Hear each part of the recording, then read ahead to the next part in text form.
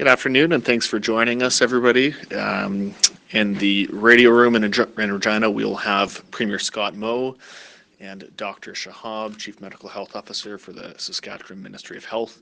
We will not have any officials joining us over the line today, so it will just be Premier Moe and Dr. Shahab. This is a 2-minute warning.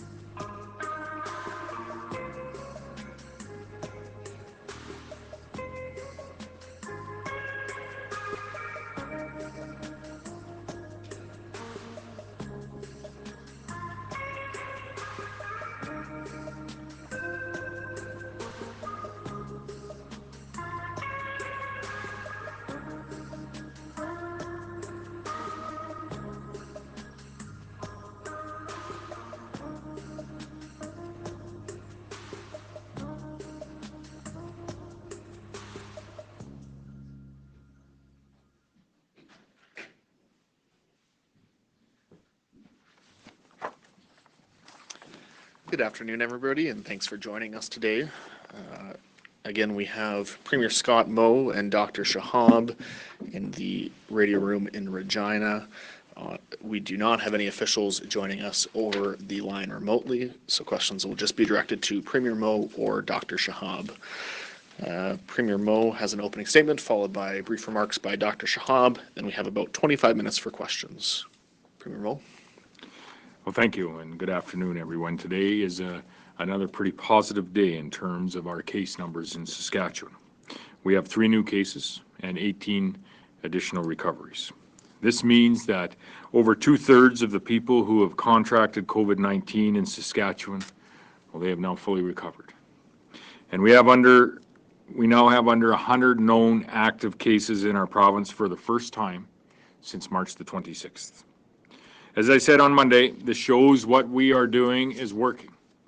And while there is absolutely no reason for complacency, this is reason for us to have some very cautious optimism as we begin to consider gradually and methodically allowing more Saskatchewan businesses to reopen. It's important to remember that many businesses are already open today in Saskatchewan, and they are operating safely, albeit they are operating differently. Those businesses have all implemented good physical distancing and cleaning procedures to protect not only their employees, but to protect their customers. As other businesses may be allowed to reopen, they will be expected to adopt similar practices. All of the workplace requirements for physical distancing and for cleaning and disinfecting are available on the business section of the Government of Saskatchewan COVID-19 website, and I would encourage everyone to have a look at them. In particular, businesses that are currently closed, you should familiarize yourself with these procedures, as you may be required to implement them if you are able to reopen. I also want to be very clear that there are some restrictions that we will not be relaxing anytime soon. In particular, restrictions that are related to the highest risk activities that occur. We know, for example, that the first wave of COVID-19 cases in Saskatchewan were related to travel, and we will continue to recommend against any unnecessary travel, and we will continue to require that anyone that is returning from another country, including the United States of America, must self-isolate for 2 weeks.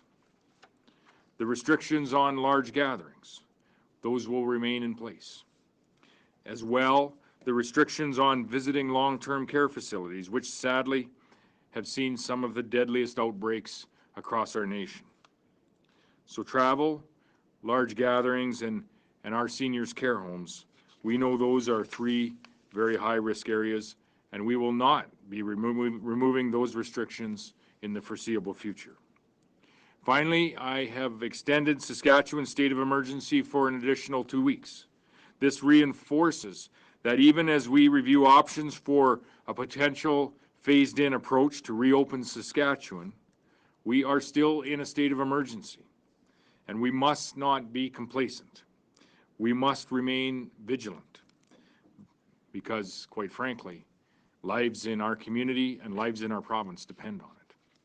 Dr. Shahab? Thank you, Premier. So I'll just go over some of the numbers in a bit more detail. Out of the 304 cases, as the Premier said, 205 have recovered. The breakdown of our total cases, 131 in travelers, so that's staying pretty flat. 122 are community contacts plus other exposures, mass gatherings. 30 have no known exposures, so that's the local transmission, and 21 are still under investigation. One thing that we have 8 people currently in hospital receiving inpatient care, no one in intensive care at the present time. One thing I just wanted to highlight in terms of essential services, that includes healthcare, that includes other essential workplaces, and in future other workplaces that start working, is that we have seen occasional transmission in those settings where everyone is very keen to go to work. Those who are required to work or are at work, but it's really important that for current workplaces that are open, that are essential, and future workplaces, that there should be a clear plan of screening yourself if you're a single person business, or a plan for all employees to be screened, either self-screening or by the employer, so that you don't want anyone showing up to work if they are sick, because you really want to minimize, even in those workplaces, and that horizontal transmission from one person to another. And even there, we want to maintain physical distancing and all the things we practice every day at home, or while shopping at those essential workplaces as well, to keep our numbers low, even as current essential workplaces continue and in future other workplaces open up. Thank you. Thank you, Doctor. We now have about 25 minutes for questions. We'll take our first question from the phone line. Operator? We have Mark Smith with CTV. I was just wondering about if the provincial government was aware of the federal stockpile of emergency medical masks and gloves in Regina that was disposed last year and not replenished. Was the province consulted about this?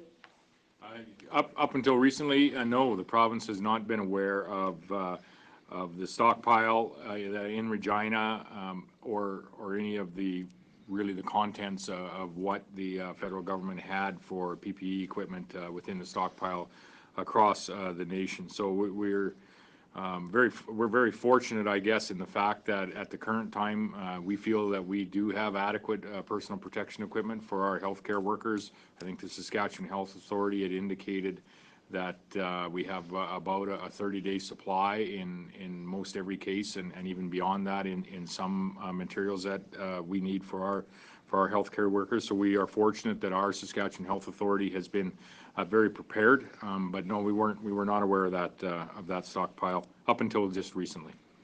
You have a follow-up, Mark?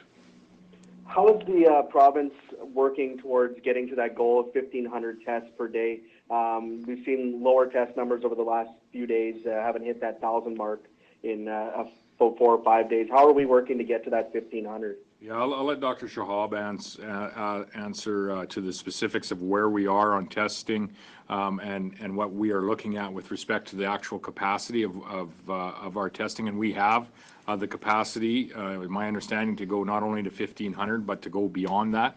And we may need that capacity in the weeks and months ahead, and so we want to continue to ensure that we do have that capacity.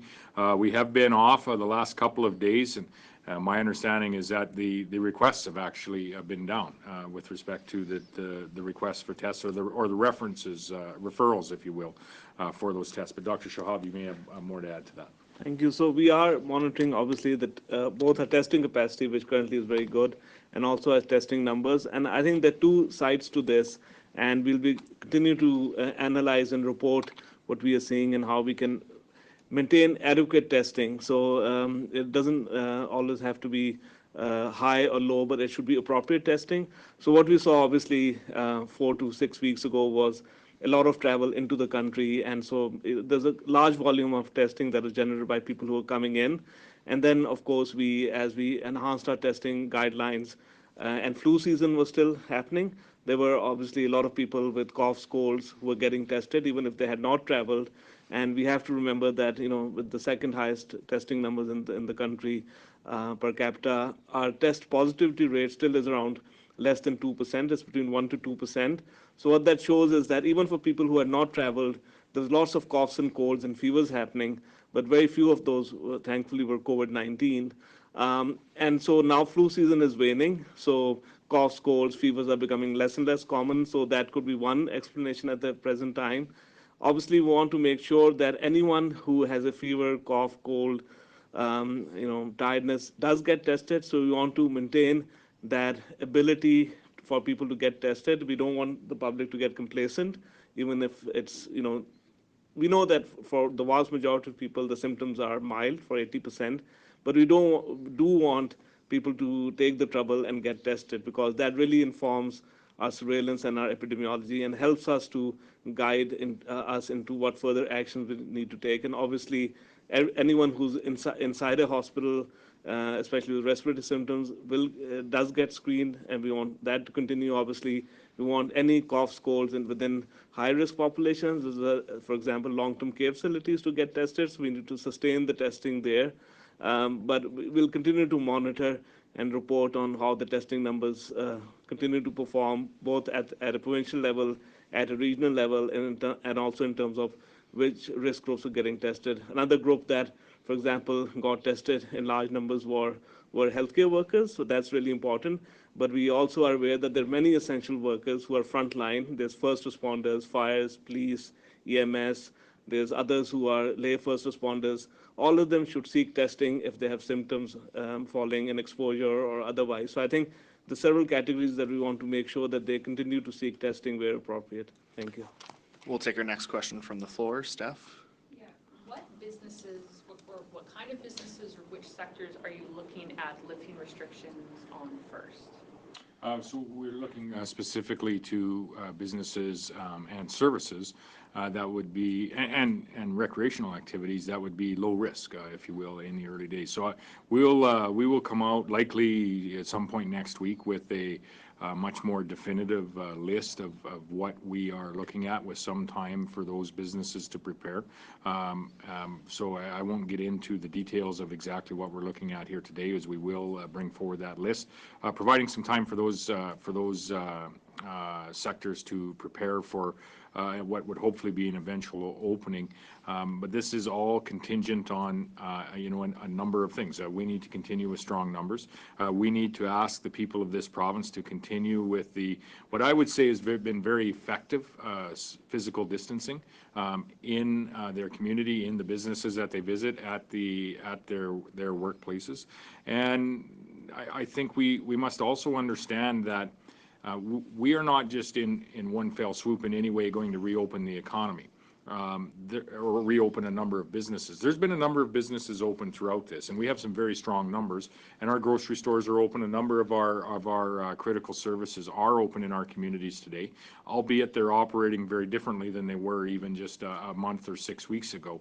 And the expectation when it comes to physical distancing, when it comes to keeping our employees safe, our customers safe, and ultimately our families and the people in our community safe would be the very same expectation in this. So we will come forward with a much more detailed and fulsome plan in the days ahead. But it will be contingent on the people of this province doing exactly what they have been doing over the course of the last number of weeks. What I could rule out is there are some areas where we won't be looking at. For example, and when we mentioned this, I mentioned this at the outset. There are some restrictions that we will not be lifting for some period of time. One would be the travel restrictions that we have in place, as that is a high-risk area. Two would be the number of people that can gather in a setting. We wouldn't be looking at expanding that or not expanding that by very much in the short term. And three, and I think most importantly, is protecting our seniors and our seniors residents across this province. In fact, we saw earlier this week where we actually strengthened the restrictions around some of the personal protection equipment and some of the standards that we're asking our staff at our seniors complexes to abide by. So that would be some examples where we wouldn't be looking right away, but we'll come forward with a more fulsome list in the days ahead of precisely what we are looking at and how that would be phased in, and some of the parameters that may enhance or delay the phase-in of that. You have a follow-up, Steph? When you talk about the mass gatherings, the travel, the long-term care homes, you said you're not going to be looking at those for the foreseeable future. What do you mean by the foreseeable future? And can you specify, are we talking months? Like, especially around the mass gatherings, we have festivals and sporting events. People are kind of hoping that they may see, Right. say, in July or August or whatnot. So what do you mean by foreseeable future? So festivals, sporting events, Grey Cups, for example, that are scheduled to be in this province, and we are, obviously favored, a heavy favorite in that game here with our Saskatchewan Roughriders, and I say that to have just a minor laugh in a time of very serious consequences. The mass gatherings that we were looking at were capped at 10 today. If we were to start to expand that, it wouldn't be to the 10 or 15,000 that would allow for those types of sporting events to go on into the foreseeable future, and that would be months. We would look at creeping that up to in a similar fashion as we went down, 10 to maybe 25 to maybe 50. Listen, COVID is here for a while, for a number of months for sure before we are able to have access to a vaccine. What we are looking to do is to open up some segments of our economy, keep the residents of this province safe, but open up some segments of the economy so that we can have a functioning economy here in the province of Saskatchewan and have a point of where we can actually start to recover economically from. So we're looking in the low-risk areas, large sporting events, festivals, those are not low risk, and so we're not looking at those at this point in time. Are you saying specifically for Grey Cup at this point, you don't think that's something that Regina, Saskatchewan can be hosting? No, I won't forecast months into the future. We're trying to actually look days into the future, and what we're trying to do with this phased-in plan is to provide some certainty for business for maybe some weeks into the future, maybe a couple of months. We just can't predict out that far. We'll take our next question from the phone lines, operator. We have Murray Mandrick with the Leader Post. Thank you, Mr. Premier. It's Murray Mandrick. Might you consider reopening the legislature to have legislative scrutiny over special warrant spending, other matters right now? One supposes you could do that through virtual sitting or otherwise, or limited gatherings. But has there been any thoughts in terms of the critical role the legislature plays and whether we might see the same thing happening as we're seeing in Ottawa? Right, it is a critical role. I haven't had any thoughts to that in the immediate future, but maybe if we're able to get to a point where, where our communities are starting to function to some degree back to some degree of normalcy, and we have some of our economy that has been able to open up again, we might be able to have that conversation. Haven't thought about it to this point. We've been all hands on deck, if you will, managing the crisis that's in front of us and operating, as you say, under emergency orders. And at some point in time, those do need to have a look at and be scrutinized by all of the people of the province, and they most certainly will be. I would say, however, we are going to make every attempt to be as transparent as we can with respect to the province's finances, and so we can look in the days ahead as well. We had brought forward on the last day the legislature sat our investment for the year, our investment forecast for the year. Those obviously have changed a little bit as we are investing further into our economy.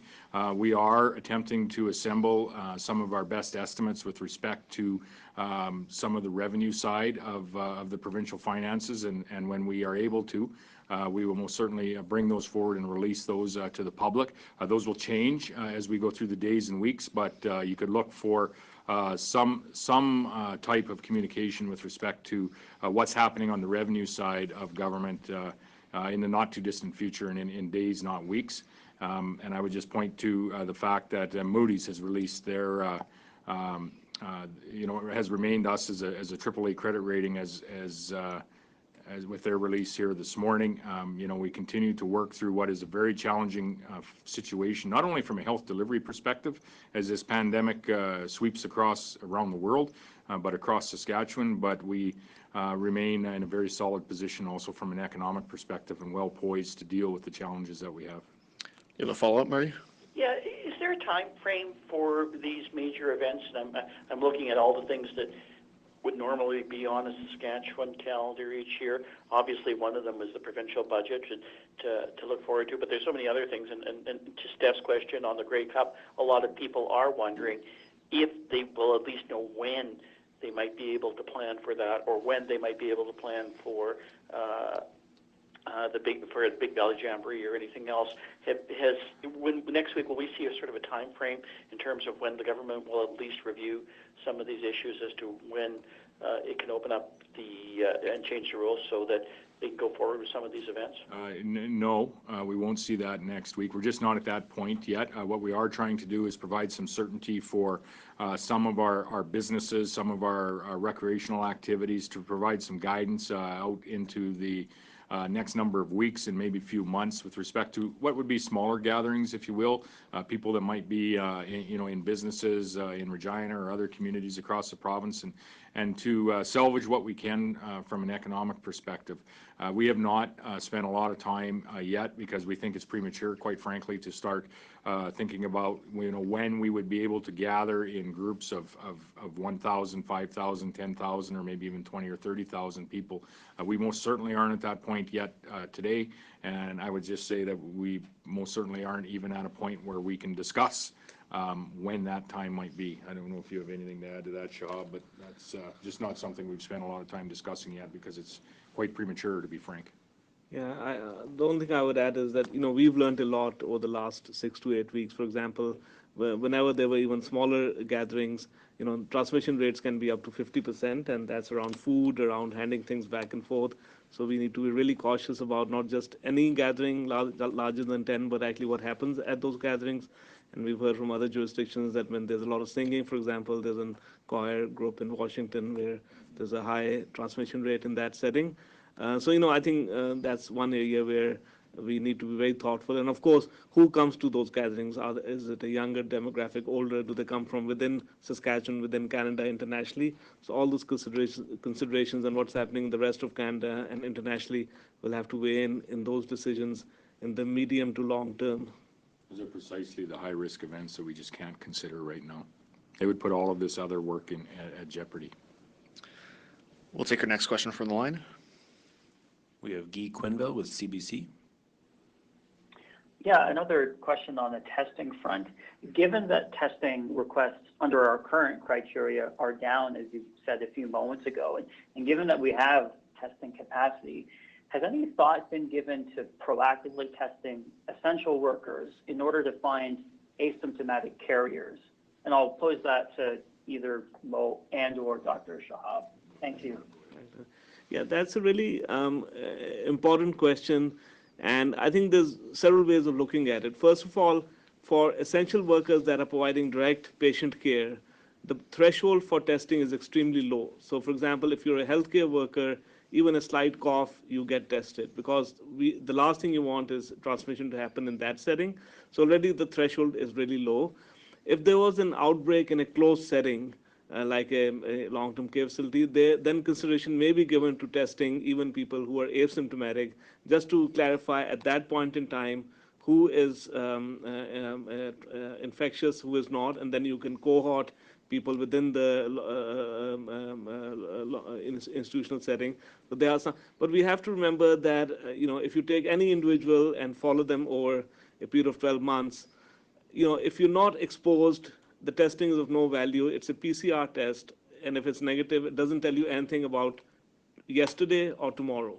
By yesterday, I mean it doesn't tell you anything about 2 weeks or more before in the past, were you exposed or not, and it doesn't tell you anything about tomorrow. I'm negative today, I may be incubating and may become positive tomorrow, or may get exposed tomorrow and become positive 14 days later. So I think we have to use, even though we have strong testing capacity, we have to use it in a very rational way to inform us about, either cases who need to isolate and their contacts who may develop even mild symptoms, and then in that case, the threshold is really low as well for testing.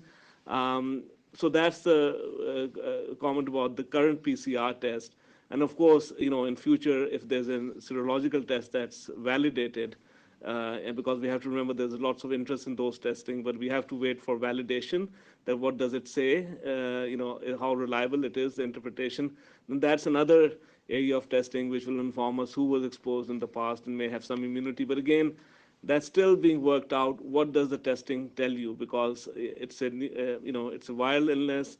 We don't test for immunity from influenza, for example, for common colds. Coronavirus is like a common cold virus. So we have to be very careful in terms of and wait to see in the science and the research in terms of what serology in the future may or may not be able to tell us. Thank you. Do you have a follow-up, Guy?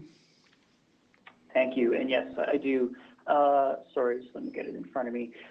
Timing-wise, where do you think reopening schools would fall within your Reopen Saskatchewan plan?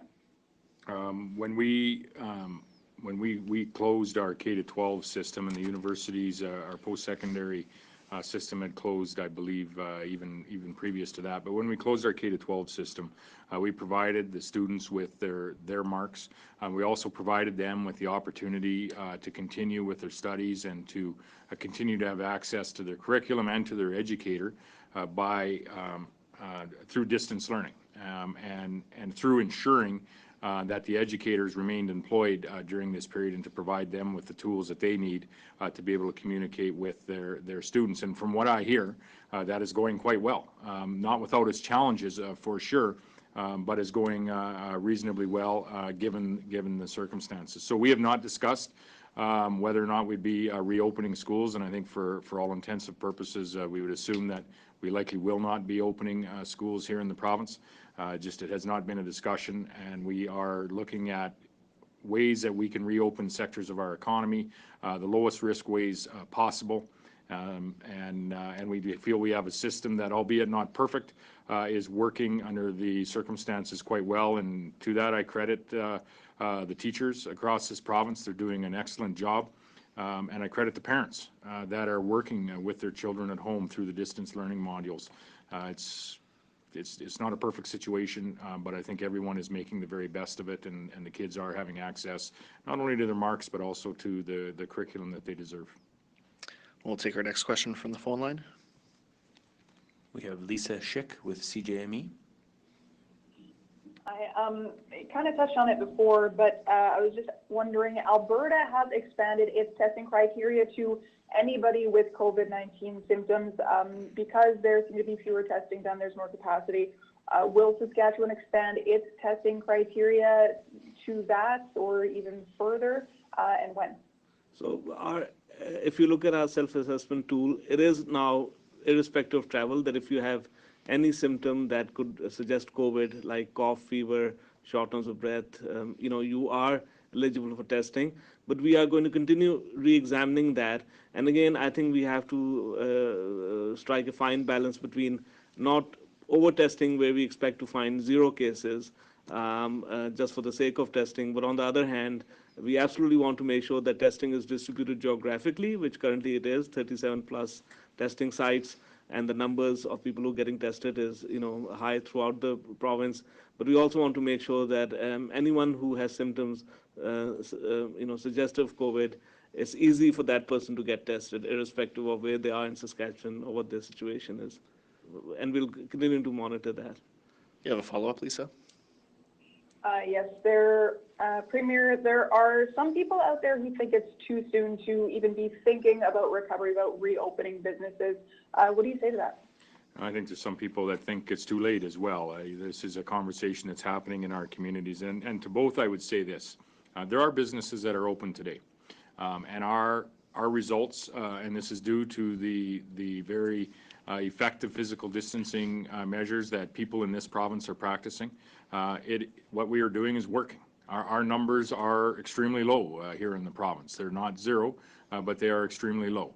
So we are not talking about kicking the economy wide open. We are not talking about going back to doing business as we did before this pandemic hit. What we are talking about is expanding the list of allowable businesses, of which there already are many in our province and our communities, expanding that list to allow other businesses to operate, ensuring that they have all of the supports that they need, and ensuring that they are following the proper and appropriate physical distancing measures, and ensuring that we can not only provide for safe communities and the safety of residents across this province, but so we can provide for the opportunity for our economy to begin to recover. We'll take our next question from the line. We have Anna McMillan with Global. Hey, I just have one question. I'm wondering how often long-term care homes are inspected in Saskatchewan just to ensure that they're abiding by those provincial rules and regulations.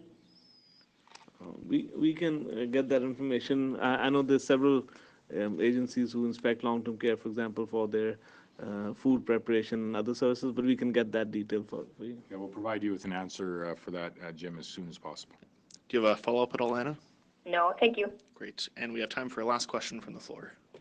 Mr. Premier, is next week's plan going to say when we expect to peak in terms of our COVID-19 cases? We haven't really gotten that figure out.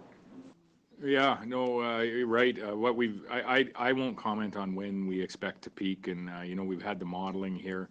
But what I would comment on is our active cases in particular. Our number of cases per day have been decreasing, and our active cases most certainly have been decreasing, as we're now down under 100 active cases in the province. So I don't know when we will peak, if we will peak, but what I do know is what we're doing is working. And that isn't just in what's closed and what's open here in the province. It's how we are conducting ourselves, how our personal hygiene, we're washing our hands, we're using hand sanitizer. We are not shaking hands anymore. We're allowing distance between us when we visit. We see people visiting across the streets as they're out on walks all of the time. It's not uncommon now. Most certainly was 6 weeks ago. So the physical distancing measures, the restrictions that we have in place that are addressing our high-risk areas, they are working. They are working because the people of this province are adhering to those measures. And so we are trying to inch along, if you will, in allowing some additional businesses to open. But the expectations in those businesses with respect to physical distancing and taking precautions to protect employees and customers will be the very same as the businesses that are currently open today. Do you have a follow-up, Steph? I do.